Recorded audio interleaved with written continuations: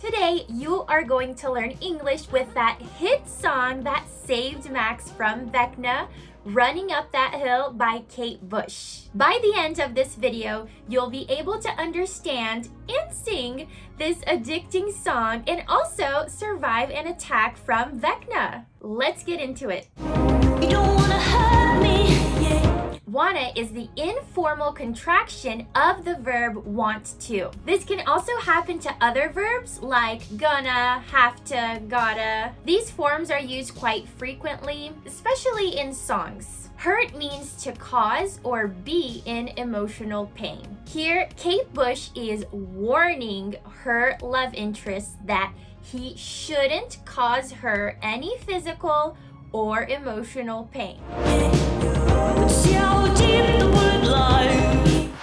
Deep.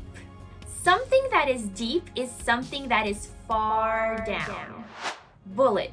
A bullet is the object that's fired from a gun. Lies.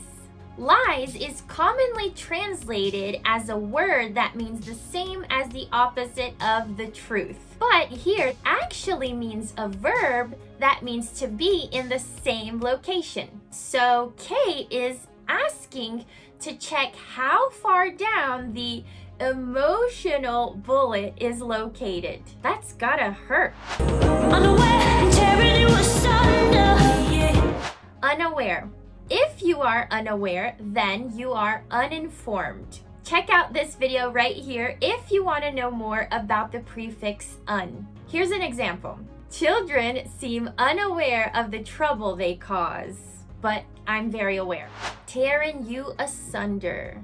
To tear something asunder means that something is violently separated into two pieces. Here, Kate's talking about how they're unaware that their actions are separating them or distancing them. There is thunder in our hearts. Thunder. Thunder is a loud crack or rumbling sound in the air. It's also known as the sound lightning makes. I'm very scared of rain, lightning, thunder. I'm kind of like a dog in that way. Here, Kate is using a metaphorical sense of the word thunder. Thunder is indicating conflict. So she's dealing with, wait, I have a prop for this. A conflicted heart.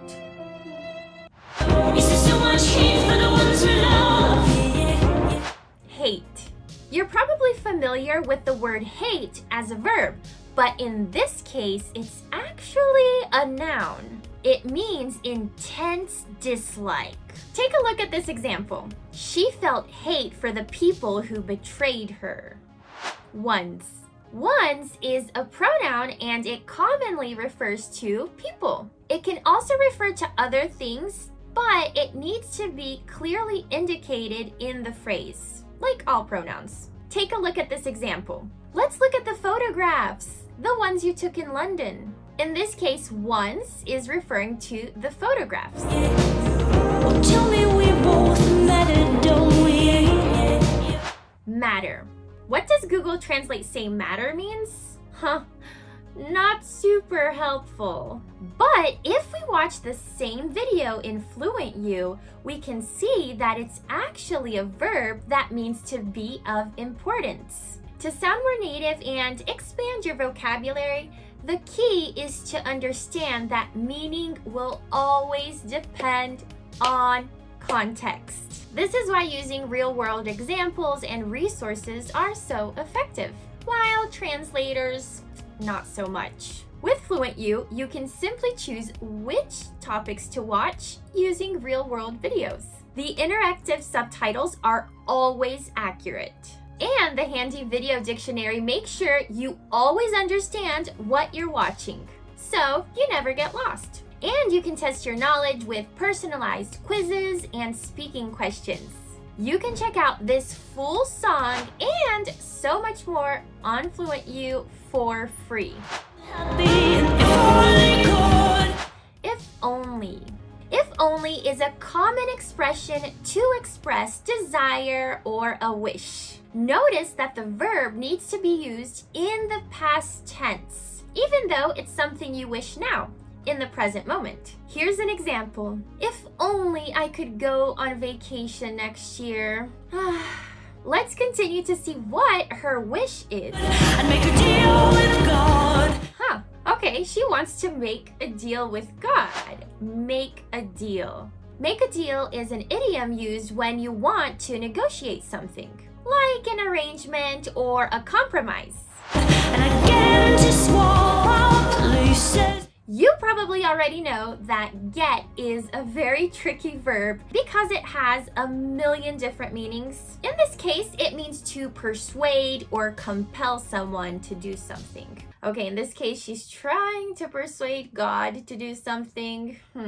That's weird. Notice that in this structure, the verb or the action that is being persuaded is in the infinitive form. Notice in this example, the kids from Stranger Things always get 11 to fight the Demogorgons because of her superpowers. Swap. If you swap something, then that means you exchange it or you trade it for something else. So here in this case, Kate wants to make a deal or an arrangement with God to exchange places with another person, which is her love interest, a man. Kate mentioned in an interview that if men and women could swap places, then they would understand each other better. I don't know about that. Places be running on that road. Runnin'. In informal English, it's common for people to leave out the G in gerunds, like in running. This also happens a lot in music because the lyrics need to match the rhythm or the melody of the song. Road. A road is none other than a path made for a vehicle. So if we take a look at these lines, it's likely that the singer is talking about overcoming obstacles. Probably an obstacle in a relationship. Road be running on that hill. Hill. A hill is a landform that's pretty high, but it's not as high as a mountain. Here's a picture of probably the most famous hill in the world. Hill be running on that field. Buildin'.